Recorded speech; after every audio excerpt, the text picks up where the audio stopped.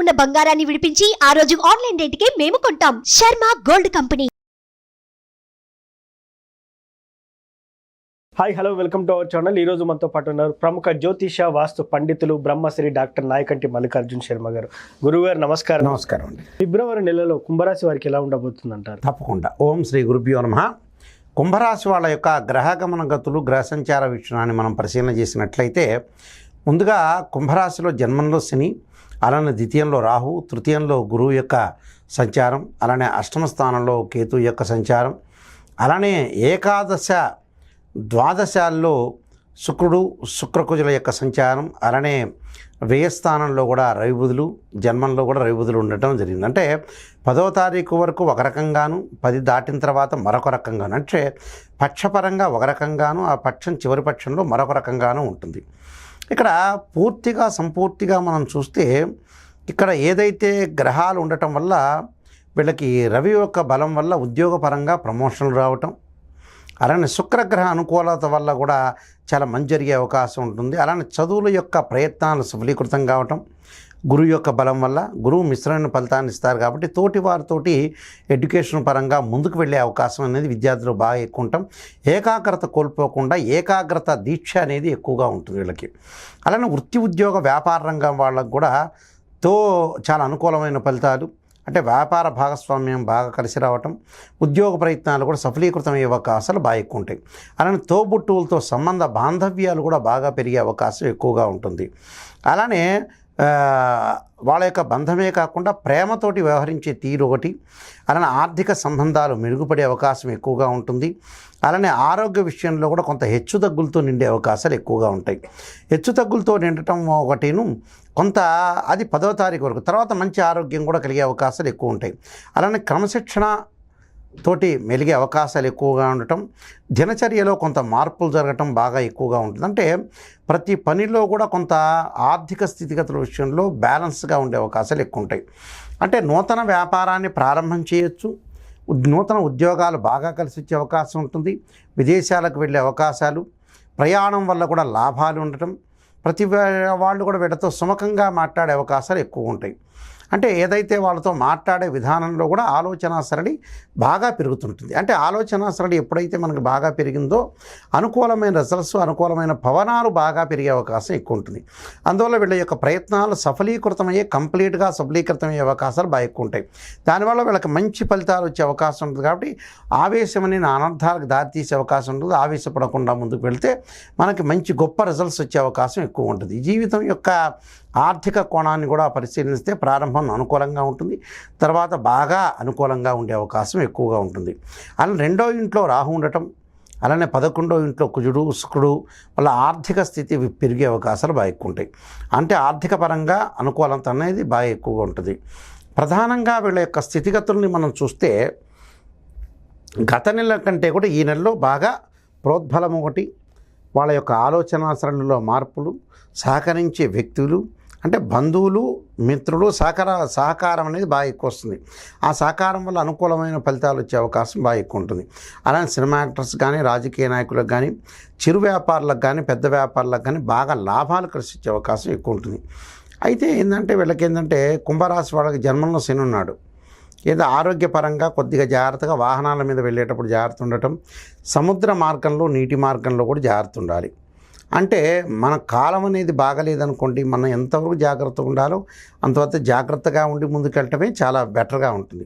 అలానే కేతువు యొక్క బలం వల్ల ఆధ్యాత్మిక కార్యక్రమం, ధార్మిక కార్యక్రమం, డబ్బు సహాయం చేయటం, అలానే గుళ్ళకు వెళ్ళటం, అలానే బట్టలు సహాయం చేయటం, బంగారు ఆభరణాలు కొనుగోలు చేయటం, రియల్ ఎస్టేట్ వ్యాపారాలకు అనుకూలంగా ఉండటం, ఆర్థిక సమస్యలను తగ్గటం, ఇళ్ళు కొనుగోలు చేయటం, భూములు కొనుగోలు చేసే అవకాశాలు బాగా ఎక్కువ ఉంటాయి. అంటే అన్ని రకాలైన పనులకి వాళ్ళకు అనుకూలమైన ఫలితం జరిగే అవకాశం ఎక్కువగా ఉంటుంది. అంటే గ్రహ సంచార వీక్షణం అంతా కూడా వీళ్ళకి కుంభరాశి వాళ్ళకి నష్టం జరిగే అవకాశం అనేది లేదు, లాభం కలిగే అవకాశం ఉంటుంది. అంటే ప్రతి పనిలో కూడా వాళ్ళు ముందుకు వెళ్తారు. ఒక్క శరీరపరంగా స్కిన్ సంబంధించిన ఎలర్జీ విషయంలో జాగ్రత్త ఉండాలి. అంటే చర్మ వ్యాధుల విషయంలో కొద్దిగా అప్రమత్తంగా ఉండాలి. అలానే గ్యాస్ట్రిక్ సంబంధించిన ట్రబుల్స్ లేకుండా కాపాడుకోవాలి. అలానే కాళ్ళకి చేతులకి దెబ్బలు తగలకుండా చూసుకోవాలి.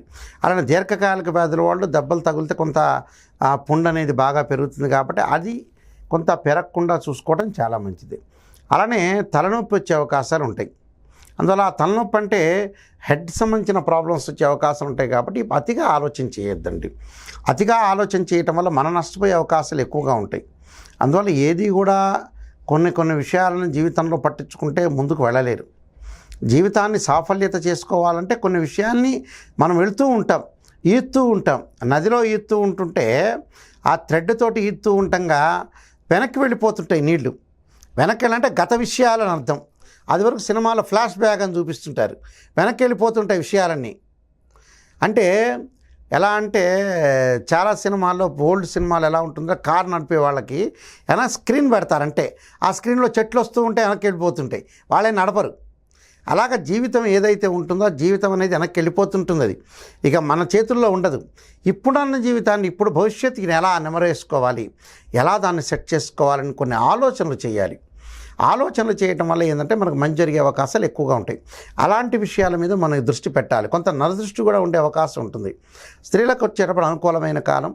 శుక్రగ్రహ ప్రభావం వల్ల, గురువు యొక్క ప్రభావం వల్ల గతంలో ఏదైతే ఆగిపోయిన సమస్యలు ఉన్నాయో అవన్నీ కూడా ముందుకు వెళ్ళే అవకాశాలు ఎక్కువ ఉంటాయి. ఆగిపోవటమే కాదు, తన పిల్లల యొక్క శ్రద్ధ పెట్టడం, అలానే వాళ్ళ యొక్క చదువుల్లో మార్పులు, అలానే వాళ్ళ తమ్ముళ్ళ విషయంలో కానీ వాళ్ళ బంధువుల విషయంలో చాలా ఏకాగ్రతతో ఉండటం, అనుకూలమైన సాధించే అవకాశాలు బాగా ఎక్కువ ఉంటాయి. అంటే అనుకూలంగా ఉండటం, ప్రతి పనిలో కూడా ఆతృత ఆందోళన లేకుండా అనుకూలమైన స్థితులు చేసుకోవడానికి అవకాశాలు బాగా ఎక్కువగా ఉంటాయి. కాబట్టి వీళ్ళకి దాదాపుగా 75% చాలా బాగుందని చెప్పుకోవచ్చు. మిగతా రిమైనింగ్ 25% కొంత రెమెడీ చేసుకుని ముందుకెళ్తే చాలా మంచిది. ఎందుకంటే ఎల్నాటి శని యొక్క ప్రభావం, కుంభంలో శని ఉన్నాడని చాలామంది భయపడుతుంటారు. భయపడక్కల్లా. గోచారం ఎప్పుడు కూడా 20% మాత్రం 20 to 30% రిజల్ట్స్ ఇస్తుంది. మిగతావన్నీ కూడా depends on me birth chart మీద డిపెండ్ అయ్యే అవకాశాలు ఉంటాయి. కాబట్టి ఏం ఆందోళన చెందాల్సిన పని. ఇంకా ప్రత్యేకంగా ఓ రెమెడీ చెప్పాలి కుంభరాశి వాళ్ళకి. శనివారం చక్కగా తల మీద స్నానం చేసి సబ్బు రుద్దుకోకుండా ఆంజనేయ స్వామి దేవాలయంలో మన ఇంటి దగ్గర బియ్యాన్ని దంచితే నూకలు అవుతాయి. నూకలు, పంచదార, నల్ల నువ్వులు పెట్టి ఒక చిన్న పొట్లం కట్టుకొని జేబులో కానీ లేదా చేతిలో కానీ స్త్రీలు కానీ పురుషులు కానీ ఎవరైనా పట్టుకొని ఇలా 9 ప్రదక్షిణాలు చేయాలి ఆంజనేయ స్వామి దేవాలయం శనివారం పూట. అలా ప్రదక్షిణ చేసిన తర్వాత ఏదైతే ఆ నూకలు, బియ్యం నూకలు, తర్వాత వచ్చేటప్పటికల్లా నల్ల నువ్వులు, పంచదార, చక్కెర అవి తీసుకొచ్చి నల్ల చీమలకు పడేయాలి 9 ప్రదక్షిణాలు చేసిన తర్వాత. అలాగా ఒకవేళ నల్ల చీమలు లేదనుకోండి, ఉదాహరణకి అక్కడ మూలకి పడేయాలి. ఆ మూలకు పడేయటం వల్ల ఏదో చీమలు వచ్చి తింటాయి. ఇది చాలా ప్రాచీనంలో చెప్పబడ్డ రెమెడీ. ఇది ఇప్పుడప్పుడు కాదు, చాలా వందల సంవత్సరాల క్రితం ఇది ఏదైతే మనకి దోషం, శని వల్ల దోషం పోవడానికి మొట్టమొదటి రెమెడీలో ఈ తైలాభిషేకం చేయకముందే, అంటే తైలాభిషేకం అప్పుడు చెప్పలా, దానికంటే ముందు పురాతన రెమెడీ 1900, 1850 చాలా సంవత్సరాల క్రితం చెప్పిన పరిహార శాస్త్రంలో చెప్పిన ఈ రెమెడీ అనేది చాలా మంచి రెమెడీ. ఇది పురాతన రెమెడీ కాబట్టి శని యొక్క దోషానికి నిజమైన పరిష్కారం అదే. ఈ రెమెడీ చేసుకుంటే చాలా చక్కగా మంచి ఫలితాలు వచ్చే అవకాశం ఖచ్చితంగా ఉంటుంది. కుంభరాశి వారికి ఫిబ్రవరి నెలలో ఎలా ఉండబోతుందని చాలా చక్కగా చెప్పారు గురుగారు. Thank you. సర్వే జనాసుకున్నాం. చూశారు కదా ఫిబ్రవరి నెల కుంభరాశి ఫలితాలు. ఇది వాటి కార్యక్రమం. మరో కార్యక్రమంలో మళ్ళీ కలుద్దాం. Thank you.